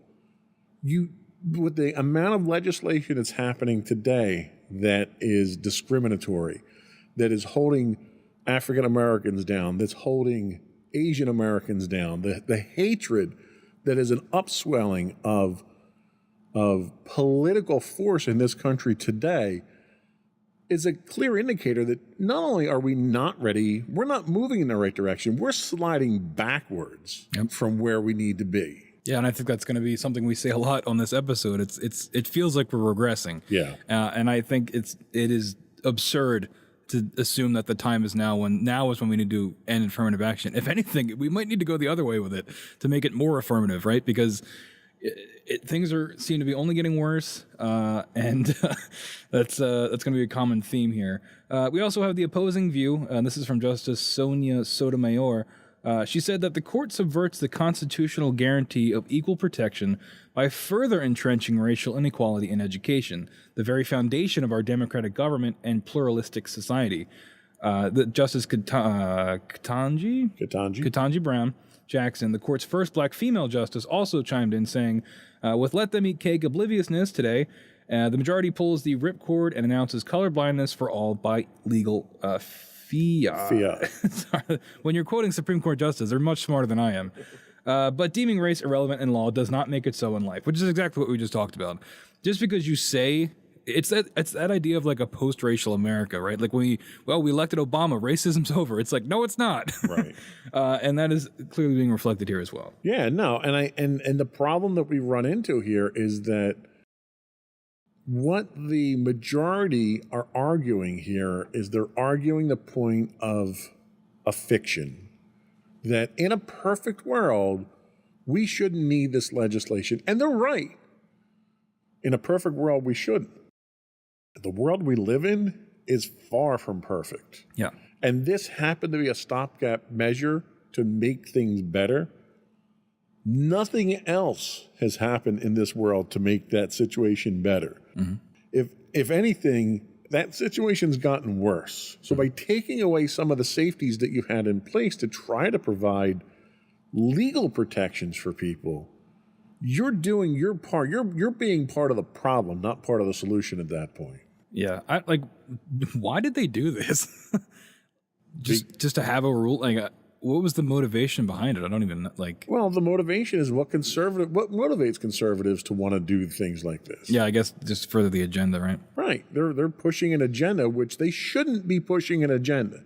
They should be looking at each and every case on a standalone basis and making educated, objective decisions. They should not be influenced by party politics, and that's exactly what's happening. Yeah, I wonder if we'd have as harsh criticism if it was the other side, right? But I also think the liberal agenda or Democratic agenda is not as aggressive as the conservative agenda, and not as which by its definition doesn't make sense. right. That your conservatives are the more aggressive. And that you're supposed to not like big government, right? Exactly. And this is the opposite of that. This is the biggest government. Well, you could argue that this is a limitation of government because it's government making impositions over the schools. And they're saying, well, government shouldn't do that anymore. The schools need to regulate themselves. I more so meant the 6-3 majority basically being able to do whatever it wants without being stopped. Yeah, no, I agree. But I think I see what you mean, though. The motivation that they have at this point in time is, we're a progressive Supreme Court now. We're going to do things right the way that we see it.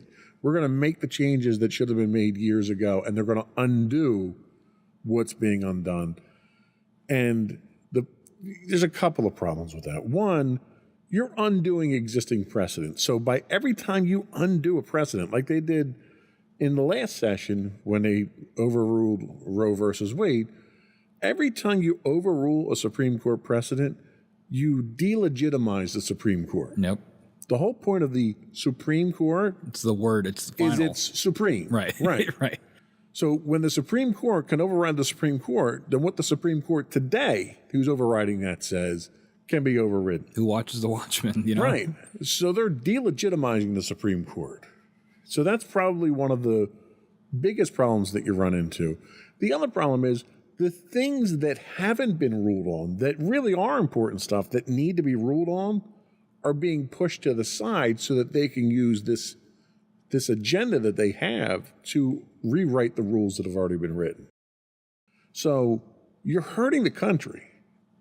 Be a part of the solution, not a part of the problem. And you talk about that correcting itself. So the Supreme Court overriding itself. It's like it really does. I didn't even think about that until just now. It really does have a very harmful effect because that basically could eliminate precedent in general. Because absolutely, if they rule on now and then in 10 years there's different judges and they just are like, no, that's not. We're just gonna get rid of that. It's like, well, then what was even the point of doing it in the first place? It's like it's all temporary until you have a majority the other way that comes in and just does everything the other way. It does really delegitimize the whole process. And that's what we've seen with political parties as well. One political party will come in and they'll be in power for 4 years, 6 years, 8 years, whatever, they control legislative and executive, and they'll push their agenda. And the other side will fight them tooth and nail. Then they'll switch powers and the balance changes. And then the other guys are fighting. And nothing gets done. Nothing substantial gets done. We don't get universal health care. We don't get tax reform. We don't get any of the things that the country needs because they spend all the time fighting. Now, we expect that from our politicians. We don't expect that from our Supreme Court. We deserve better from our Supreme Court because these are appointed positions. They don't have to campaign. They don't have to get elected. They're not chosen by the people. They're handpicked, they're cherry-picked by the president, and it's for life. And they need to be held. They're not even held to the same standards, the same moral and ethical standards that lower courts are held to. There's no ethical board that oversees the Supreme Court. You would think instead of being the exception to the rule, The Supreme Court should be the precedent to The the example. rule. They should be the ones that are under the most scrutiny. Their taxes should be looked at on a regular basis. Their gifts that they receive, their rulings that everything should be looked at. Their political affiliations, the friends that they take their vacation trips with, all of that stuff should be gone over with a fine-tooth comb on a constant basis because of the position they're in and the power that they possess. Yeah. It's dangerous that it's not, and it's dangerous that these people can possess more power than the elected officials in this country. That's really where the problem is. And it has a broader impact. This recent decision is likely to cause ripples throughout the country. And not just in higher education, but in selective primary and secondary schools. Ultimately, effects will be felt in every aspect of the nation's economic, educational, and social life. From the Rooney Rule that requires a minority applicant to be considered in all NFL coaching hiring decisions, to employment and promotion decisions, the diversity, equity, and inclusion programs in schools and workplaces, and much more. The Supreme Court literally just said discrimination is legal. Yeah. That's what this decision says. And that is exceedingly dangerous for this country. And I really think it is naive too, because how are you able to exist, especially as a Supreme Court justice, where you've been dealing with law your entire life? Surely you'd be able to see that people are not treated equally, right? These things, if you let things run themselves, they will not run well, right? Like, it's not going to just fix itself. It's not going to be equal if you let people do it, because like we talked about at the top of this break, affirmative action was put in the first place because it wasn't equal. So it's like, do you think that's just going to magically fix itself, especially now when, hate crimes are on the rise and discrimination's worse than it has been in a very long time? And, but then again, maybe that's all part of the plan. Well, and I'll be the first one to say, I watched the hearings when Clarence Thomas was up for Supreme Court nominations, and the questions that he was asked and how racially biased the people that were questioning him from the other side were, and that was Democrats questioning him at the time. It was brutal. And that was a small fraction of what he's had to put up with his whole life. Because he's a man who has set precedent his entire life with his career being African American, doing the things he did. You would think going through that and then making the statements that he said on this ruling, they were coming from two completely different people. Yeah, like how do you even believe that when he says that? Right. Like, It's astonishing what he's saying now and what he's been through in his life. yeah. So And that was point number 1. Yeah. We've got 2 more to do. that was rough. We're going to take another quick break, and when we come back, we're going to talk about something that might be a little closer to you, and that is the student loan forgiveness plan being rejected. We'll be right back.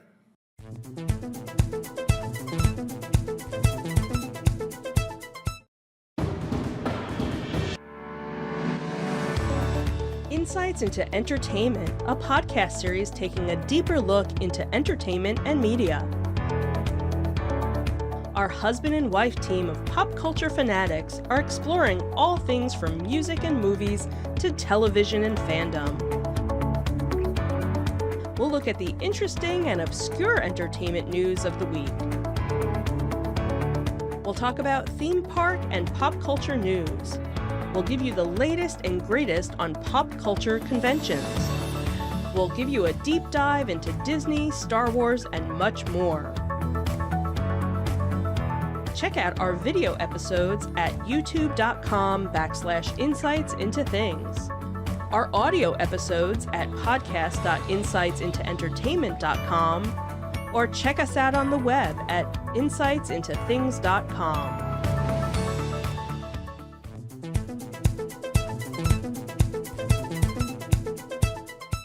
Welcome back, everyone, to Insights into Tomorrow. We are continuing our discussion on the Supreme Court's recent rulings. So in this segment, we're going to talk about the rejection of the student loan forgiveness plan. The Supreme Court effectively killed President Joe Biden's $400 billion plan to cancel or reduce federal student loan debts for millions of Americans. The 6-3 decision, we've heard that number a lot, with conservative justices in the majority, said the Biden administration overstepped its authority with the plan, and it left borrowers on the hook for repayments that are expected to resume in the fall. The court held that the administration needed Congress's endorsement before undertaking so costly a program. The majority rejected arguments that a bipartisan 2003 law dealing with national emergencies, known as the HEROES Act, gave Biden the power he claimed.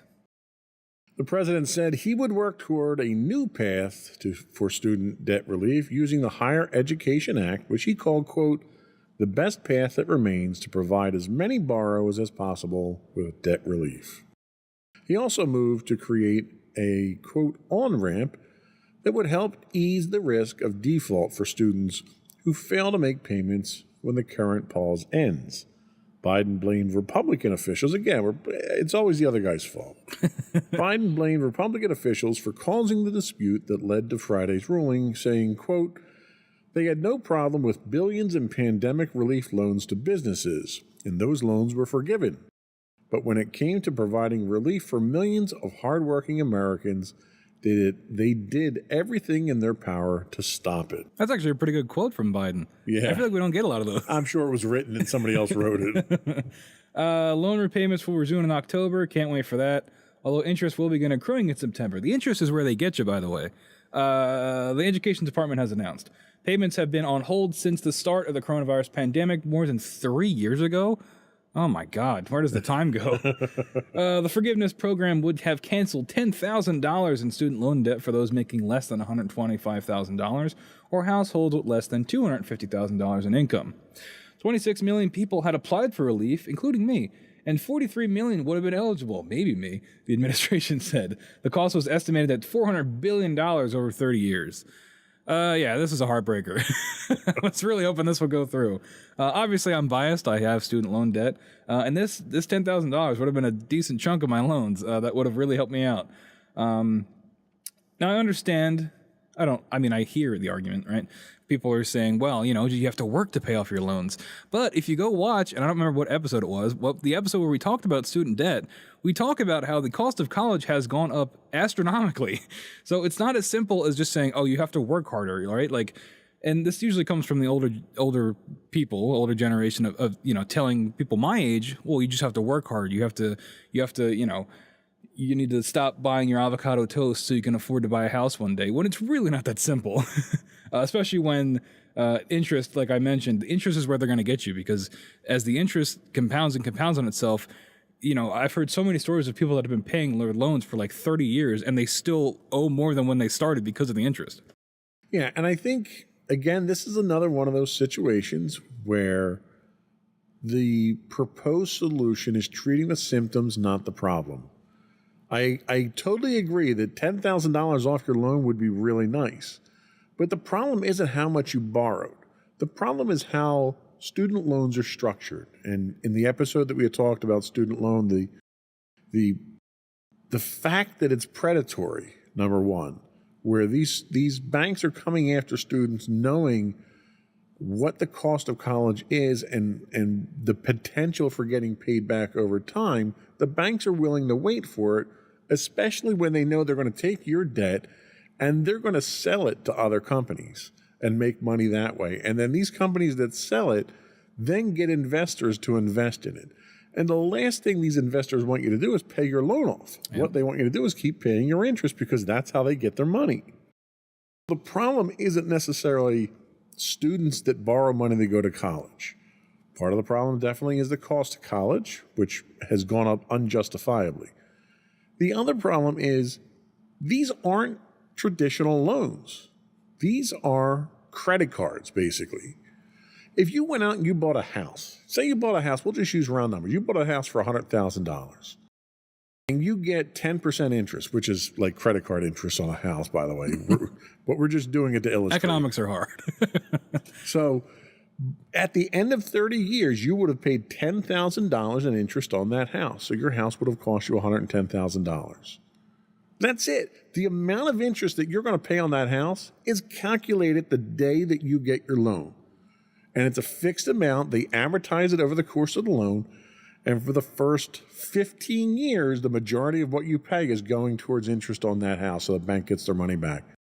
The bank is guaranteed to get their money back. After 15 years, the majority of the money is principal on the loan until you pay the loan off. By the time you get to the last 5 years on the loan, you're paying almost nothing in interest because the interest has already been paid back. But it's a fixed amount. If they structured student loans the same way, rather than charging you compound interest like a credit card, this problem would go away tomorrow. You would take out a $100,000 loan from the bank for your student loans. You'd pay your 10%, and the most you'd ever pay is $10,000 on that loan under that situation. And the problem of never-ending payments doesn't come into play. The problem of paying $100,000 more than the $100,000 that you were charged for your education goes out the window. That's what they should be concentrating on. They shouldn't be concentrating on trying to give you $10,000 towards your loan. That's not going to solve the problem. Because the problem is, you owe that money to somebody, so the government's going to give you forgiveness. Well, the government has to pay that somewhere. So where's the government? The government's not a for-profit organization, right? They don't sell, lemonade. They don't have a lemonade stand somewhere where they're making money. The money comes from the taxpayers. Right. So their entire income is us. So if you're not paying your loan, someone's paying it, and it's the rest of the American taxpayer. And that's why it's very difficult to convince somebody who doesn't have student debt to pay for somebody who has student debt. What they should be doing is they should be changing the way the student loans are structured. They should be capping the interest payments on there. They should be capping how opportunistic these loans are. And how easy they are to get. Yes. If you did that, you could solve this problem. Until then, you're shining a turd here trying to make something pretty out of it. Now, I will put on my tinfoil hat here. You mentioned that this really isn't fixing anything. But for people like me that are important for a Democratic president that may be running for re-election soon, this would be a great reason to get a vote for him, right? Well, you are. And that's a good point. So he's buying your vote. That's really what this is. The problem is that the demographic that you are, the number of participating voters in that demographic are disproportionately smaller than the number of senior citizen voters, the ones who are going to be on the hook for paying that back. So that logic is valid, but the practice itself doesn't work because the numbers don't work out. Yeah. Because if you could get more people your age to get out and vote, it would work. But we can't. The voting percentage of people in your demographic is like 15% or something like that. I guarantee it's going to be even lower. Right. Where the voting percentage of people 65 and older is like 70%. So that's not going to work out in your favor, even if he is trying to buy your vote. Yeah, you're not buying enough of the vote. Right. He should repay, he should make it like an elder care bill or something. Right. But if you fix the problem and you fixed how student loans were financed, it would work for because it won't cost the government anything at that point. You simply write legislation that says how you have to conduct your loans, and you then enforce that legislation. And people who don't abide by that legislation, you impose a fine on them, and the government has another source of income without paying for loans. So why do we think what's stopping them from doing this restructuring? It seems pretty simple. It is, but the problem is you have to get both parties to agree to it. And they can't agree to the color of the sky at this point. Yeah, especially even if they want to, because it's from the other side, they're not going to do it. Exactly. Joe Biden could propose legislation that would solve world peace and guarantee food on the table for every human being on the planet, and the Republicans would oppose it because a Democrat proposed it. And they'd call it woke too, probably. Right. And it's not our responsibility to create world peace. You'd get stupid arguments like that. Yeah. When it's like, why can't these idiots just do what's right for the country and what's right for the citizens? They can't, because if it makes the other guy look good, then in turn it makes them look bad. Right. When in reality it doesn't. It's we should all be in this together. We all live here. Right. But I mean, you look at the parties now going into the primary, both parties are tearing at each other's throat, telling you why you shouldn't vote for the other guy of their own party. Which is contributing to voter apathy, which is why people don't want to vote. Exactly. We'll make this another episode maybe, but like I was always of the mind that you should always vote no matter what, and I'm really being convinced like maybe not. Like I don't know who we're gonna have in the presidential election coming up, but it's gonna be tough for me to like pick somebody, right? Like, and I know we go with the old lesser two evil arguments, but they're both pretty bad, or they both probably will be pretty bad. And I don't know. Like I said, we can make another episode, but it's the first time in my life since I've been able to vote, this will be my 5th year, because I'm 23, I guess 24 by then, or 5. But yeah, it's really a struggle. It's like difficult, and I understand that voting is important and that you should always vote. But on the other hand, it's like I feel responsible for who I vote for. And that's the thing. Most voters go out there. So there's a large chunk of voter that votes along party lines because their parents did, and they'll never change. And they're kind of locked in. There's a certain percentage of those. Then there's the kind of people who are easily swayed, the kind of people who hear one argument, don't do any research, and go do their thing. They're the uninformed voter. Then there's the informed voter. They're probably the smallest percentage out there. They're the ones the politicians are terrified of. Because if you're smart enough to go out and do your own research from multiple sources and draw your own conclusions, you terrify politicians. They want mindless lemmings out there that they can tell you who to vote for and you'll just go do it. And if you vote along party lines, you're the ideal candidate. They don't have to say anything. They could go out there and kill people in the streets and you'll still vote for them. Yep. That's what they hope for. And if you're informed, and the one thing that we try to do on all of our podcasts is to educate and inform people, enlighten people. Don't listen to what I'm telling you. Don't listen to what we say on the show. Go do your own research. Yep. If I'm wrong, come back and tell me that I'm wrong about something. I'm happy to hear that, and I'm willing to have my point of view changed if it's legitimate. But don't just vote. The politicians go out there, you have to vote. It's important. Go vote. They guilt you into it. Right. But, as a citizen, it's your job that's the one duty that you have is to vote. But what they're really saying is vote for me. Right. And voting is important because it's the only way that our kind of government continues to exist. So I totally advocate people vote. But when you're voting, if you're voting in your local election or your school board or something like that, understand the choice that you make affects you. You may not think who's in Congress affects you, but I'll guarantee you it does, because the amount of money you pay in taxes and the amount of money they take out of your pocket is something you can control by who you vote for. And if you vote somebody in this time and they don't do what you want, or you don't think that by the end of their term you're better off, or if you are worse off, vote the next guy in. And then vote the next guy in. Keep doing that until you teach them that you're in charge. Mm. The first thing the politician wants to do when they get into office is get reelected. That's their number one priority. It's not you. It's not their constituents. It's not the people that contribute to them. It's to get reelected. And they're never going to vote term limits on themselves. The highest office in the land has term limits. Politicians, Congress, Senate, they'll never do that. We have the power to do that. If you don't let incumbents get reelected, you're imposing term limits. And even if the guy gets in and you like him, vote him out. And vote the next guy out. And vote the next guy out. Don't let him get entrenched. Don't let him get in there. Don't let him create a power base or start to influence things or anything. That you've got people now, and I'm going off topic obviously here, but it's important to discuss. You had Mitch McConnell. Mitch McConnell gets up there the other day and does a presser, and something in his brain hits pause right in the middle of it. Now, I'm not saying this to be mean or facetious or anything.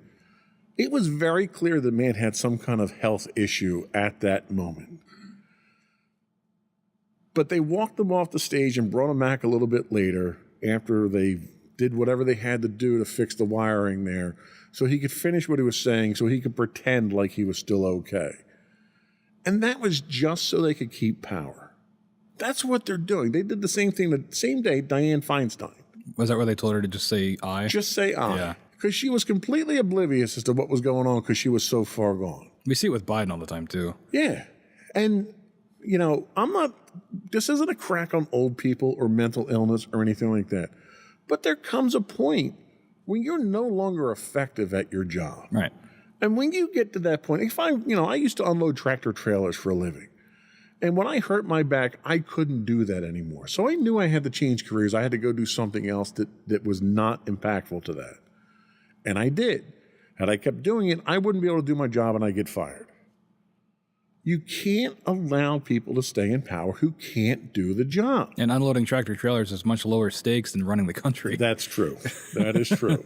And that's the part that scares me is like you have these people that may not, and it's okay, you know, when people get to a certain age, you might not be all there. Absolutely. But that you shouldn't also still have the same amount of power as you did when you were fully lucid. Right. You know, they talk about Reagan when he was in office, where he started having onsets of Alzheimer's. And do you really want someone who's suffering from a disease like that to have his finger on the nuclear button? Yep. Like, you have to do what is right. You have to have some moral sense of right and wrong to put your foot down in these times, or at least have the gumption and the class to step away and say, look, I can't do this anymore. I'm not up to it anymore. I can't do it the way that it needs to be done. Let a younger person come in and do this type stuff. We as the voter have the power to do that. The more you know. Anyway, that's it for my soapbox for there. We're going to run over time here, but that's okay. We're going to come back with our last segment here and talk about religion, free speech, and gay rights. That should be a quick one. We'll be right back.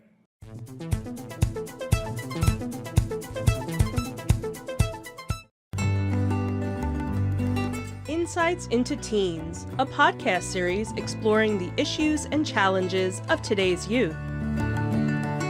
Talking to real teens about real teen problems. Explore issues from braces to puberty, social anxiety to financial responsibility. Each week, we talk about the topics concerning today's youth. We look at how the issues affect teens, how to cope with these issues, and how parents, friends, and loved ones can help teens handle these challenges. Check out our video episodes on youtube.com/insightsintothings. Catch our audio versions on podcast.insightsintoteens.com or on the web at insightsintothings.com.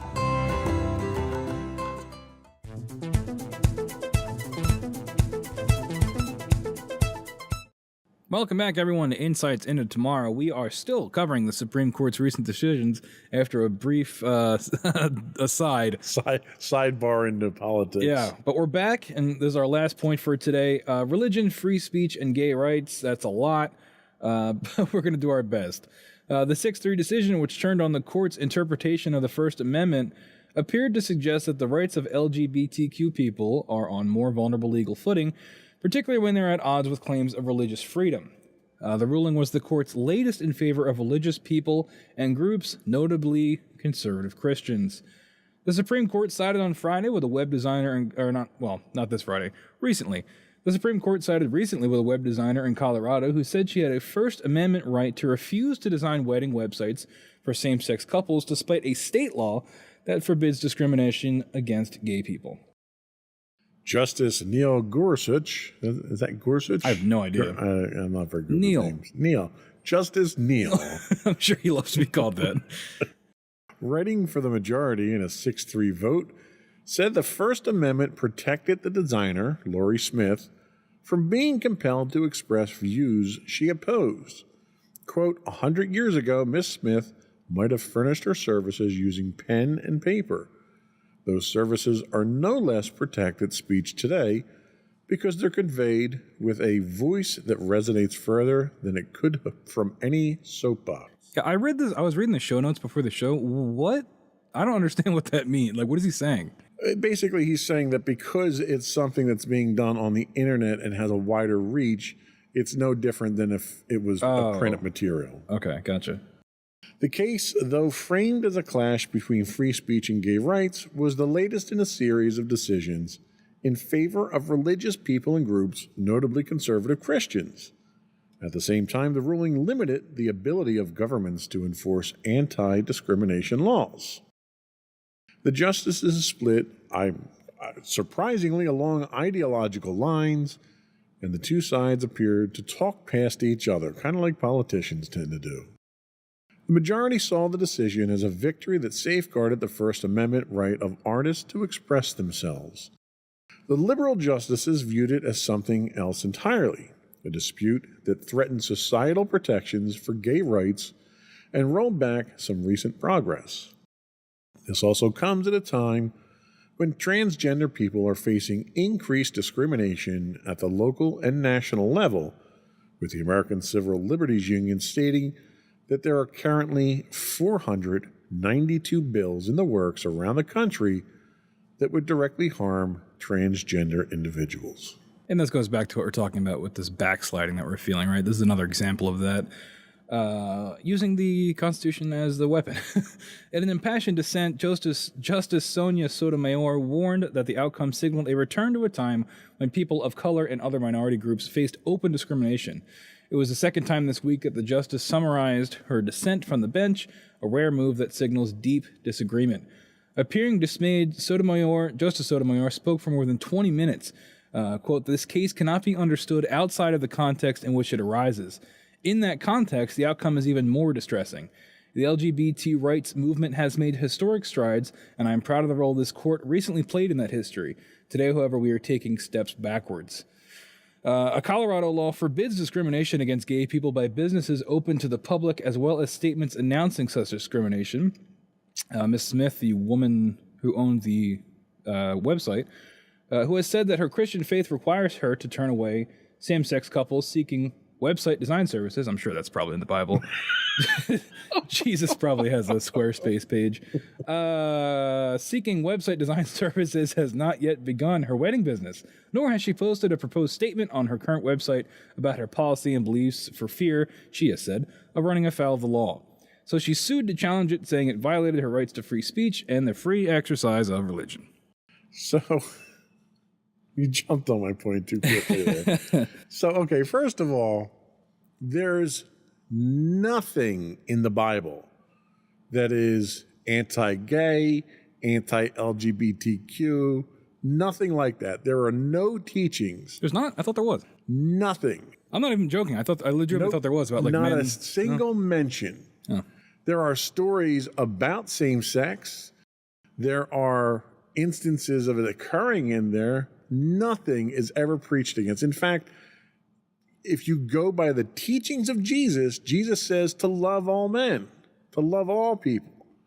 So there's nothing in there.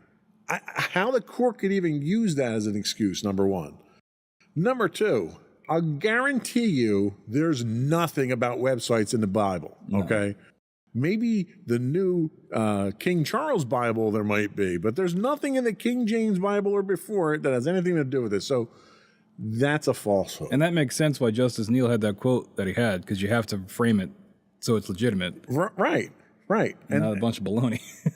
So, and the other problem that I have here is she's not being forced to express opinions that are contrary to her beliefs. She's being contracted to produce a website for someone else. If she didn't like fur coats and she made a website for someone selling fur coats, nobody would confuse her as being the person selling fur coats. Mm-hmm. So using that as logic for why you can't produce something for someone else is bogus. So there isn't a single argument in this case that has a leg to stand on. But it worked.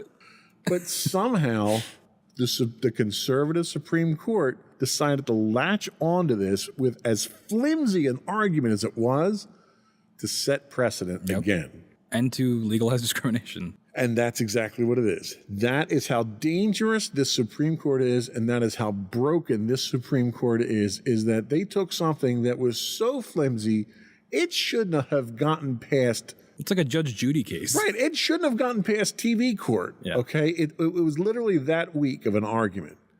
And somehow the Supreme Court decided that was important enough to listen to. And to create such like strong precedent, Right. which makes you wonder that they could do it with anything, right? Like, The Supreme Court receives hundreds and hundreds of cases a year to hear.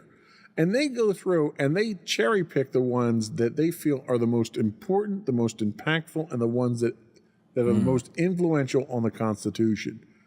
And they picked this steaming pile of crap as one of the ones that they wanted to talk about. it's pretty tough to not argue there's an agenda when this is what they go with. Exactly. That's why it was vitally important that we talk about this one. Yeah. I'm embarrassed at our Supreme Court for even listening to arguments on this case. It's that bad. Right. And it's like, if you actually look at the case, it is just gay people trying to exist. And when you look at a lot of LGBT